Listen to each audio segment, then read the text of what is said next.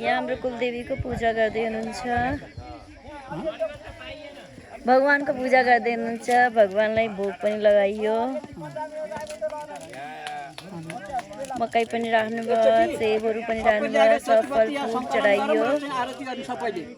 अब आरती गर्नेको टाइम भइएछ। यो मेरो चाचा हुनुहुन्छ।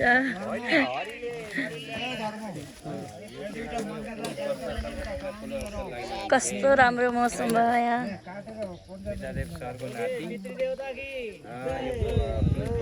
खाना यो के गरिदिनुहुन्छ? टप्परी बुन्दै हुनुहुन्छ। कति राम्रा टप्परी हेर्नुहोस् त। कति राम्रा राम्रा हो।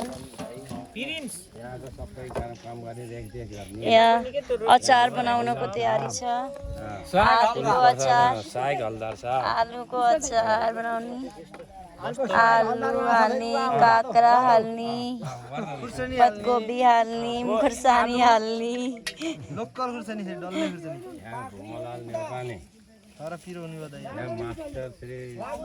भ्यू हेर्नुहोस् त कति राम्रो छ। धुनला कोइरो लाहा। यो मेरो कान्छा बुवा।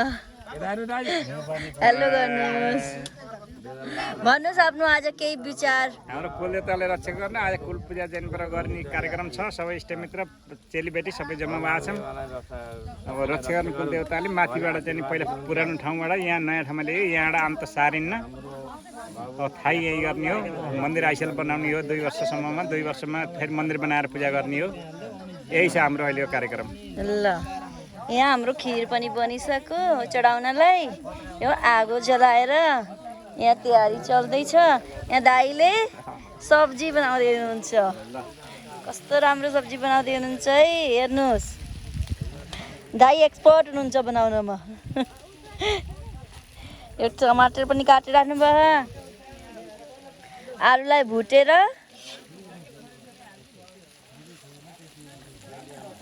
दाइ केही भन्नुहोस्। अब केही आफ्नो विचार साझा गर्नुहोस्। हाम्रो कुलपितृले रक्षा गरून्। हामीले यसमा अझै व्यवस्थित गरेर हाम्रो कुल पूजा अर्कोचोटि गर्दा अझै राम्रो व्यवस्था गर्न सकियो।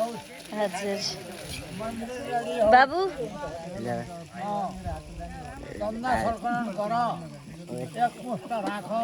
यिनी अहिले आए। बिहानदेखि काम गराइछन्। कहिले माथि कहिले मुनतिर। अरे तिम्री नि तिमी।